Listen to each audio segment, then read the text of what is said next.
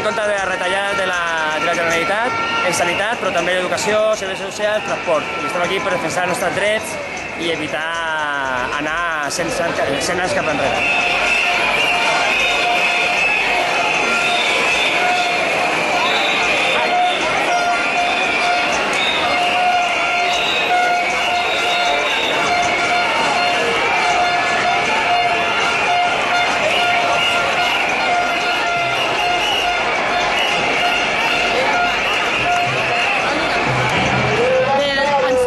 Moltíssimes persones reclamant, exigint que no es facin més retallades en la despesa pública, en els serveis, l'educació, la sanitat.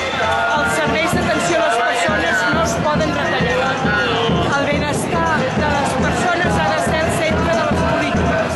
I això és el que exigim i reclamem en aquesta multitudinària manifestació.